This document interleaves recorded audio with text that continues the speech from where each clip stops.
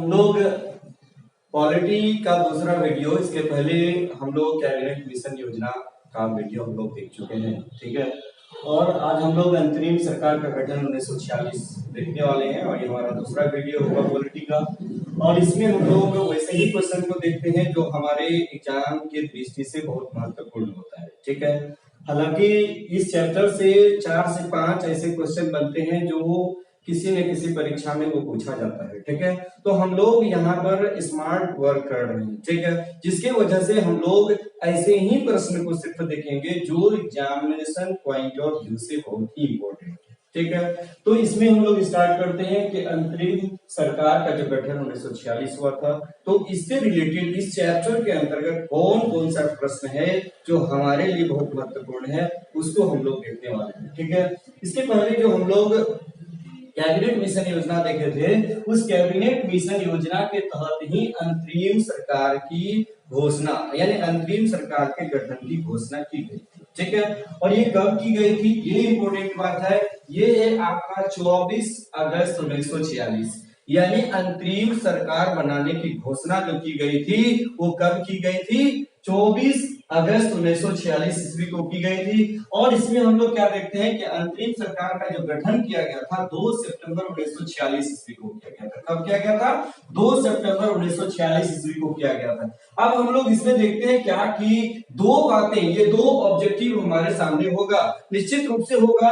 क्या होगा कि अंतरिम सरकार की घोषणा कब की गई थी, 24 अगस्त 1946 को की गई थी। दूसरा नंबर का सवाल क्या होगा, अंतरिम सरकार का गठन कब किया गया था, 2 सितंबर 1946 ईस्वी को किया गया था। तो ये दो इंपॉर्टेंट क्वेश्चन हम लोग निश्चित रूप से याद रखेंगे। उसके बाद है क्या, तीसरा क्वेश्चन इसमें क्या बोलता है कि वायसराय लॉर्ड माउंटबेटन इसके अध्यक्ष तथा जवाहरलाल नेहरू उपाध्यक्ष सही कुल 13 सदस्य थे। कुल कितने सदस्य थे, कुल 13, यानी अंतरिम सरकार में कुल 13 सदस्य थे, जिसमें लॉर्ड माउंटबेटन अध्यक्ष और पंडित जवाहरलाल नेहरू क्या थे, उपाध्यक्ष थे। और इन दोनों को मिलाकर के टोटल कितने सदस्य थे, 13 सदस्य थे।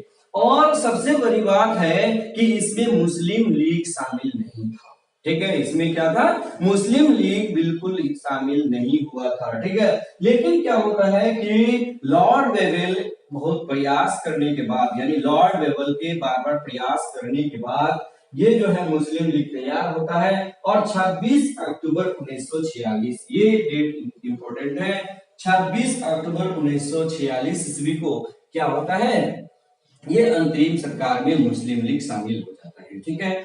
और जब मुस्लिम लीग शामिल हो जाता है तो इसके पहले फिर क्या करते हैं, परिषद के 3 सदस्यों जैसे सैयद अली जहीर, शरद चंद्र बोस और सर शाफत अहमद खान को हटा दिया जाता है। और फिर मुस्लिम लीग के 5 सदस्य को इसमें शामिल कर दिया जाता है। अब मंत्रिमंडल में कुल कितने सदस्य हो गए, 15 सदस्य। तो यहां से भी प्रश्न हमारा बनता है कि मुस्लिम लीग के शामिल हो जाने के बाद मंत्रिमंडल में सदस्यों की संख्या कितनी हो गई, कितनी हो गई, 15 हो गई। हालांकि कितना होना चाहिए था, 13 और 3 16 होना चाहिए था, ठीक है। 13 और 13, 3 को हटा दिया, देखिए यहाँ 13 यहाँ, ठीक है, 5 इधर हो गया, 13 5 18 होना चाहिए था। लेकिन यहाँ पर 15 हुई, कैसे, इसलिए कि पहले 3 को क्या किया, हटा दिया गया था। यानी पहले जो मंत्रिपरिषद था उससे 3 हटा दिया गया, इसलिए ऑप्शन 18 भी देता है, ठीक है। इसलिए आप यहाँ पर क्या कीजिएगा, 15 ही आंसर कीजिएगा।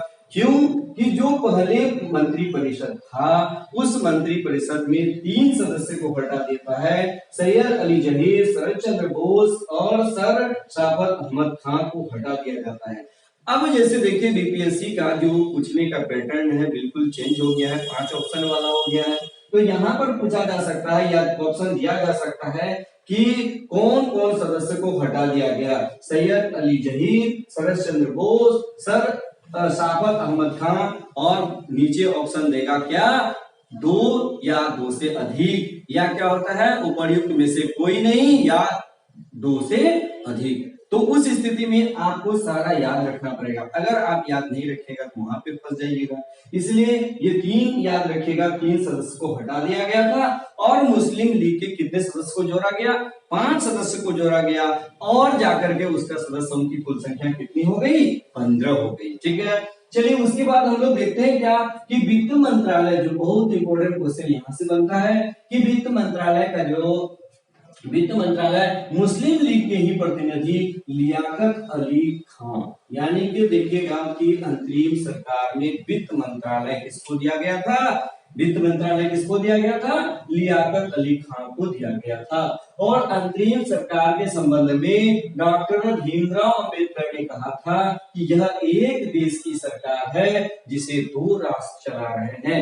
यानी कि अंतरिम सरकार के संबंध में डॉक्टर भीमराव अंबेडकर के कथन को आप अवश्य याद रखिएगा।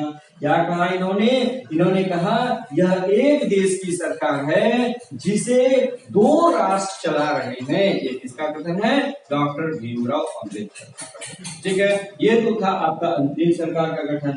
अब अंतरिम सरकार के सभी मंत्रियों को याद रखना जरूरी है? नहीं, सभी मंत्रियों को याद रखने की आवश्यकता नहीं है।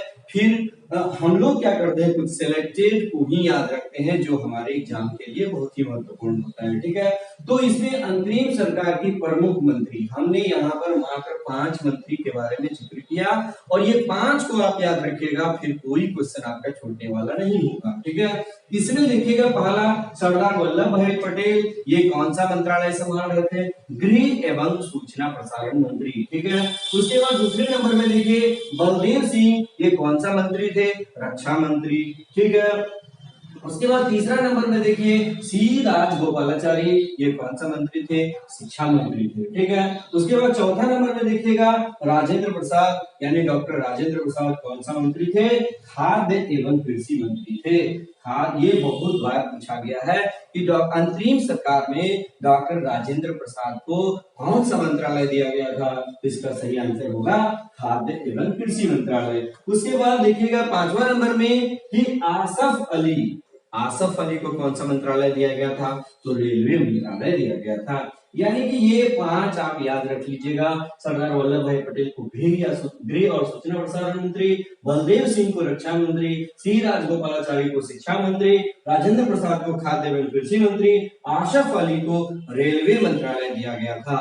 तो बस इसमें है क्या, ये 5-7 क्वेश्चन, 1 2 ठीक है 3 4 5 6 7 और 5 12, यानी कि इसमें यदि 12 प्रश्न हम लोग 12 प्रश्न बना लें, ये 12 प्रश्न को सिर्फ इस चैप्टर से याद रखें तो निश्चित रूप से आपको कहीं दिक्कत होने वाली नहीं है। ये 12 में से 1-2 क्वेश्चन लगातार इससे पूछा जाता है। आप इसको बढ़िया से 1 से 2 बार वीडियो को देख लीजिएगा, निश्चित रूप से आपको ये याद हो जाएगा। ठीक है, इसे आगे करने की जरूरत इसका डिमांड नहीं करता है कोई भी एग्जाम। ठीक है, इसलिए बस इतना आप कर लीजिए, फिर ये चैप्टर बिल्कुल आपका कंप्लीट हो जाएगा। या 1-2 बार वीडियो को देख लीजिए, आपका ये पूरा क्वेश्चन कंप्लीट हो जाएगा। ठीक है, बस आज इतना ही, धन्यवाद।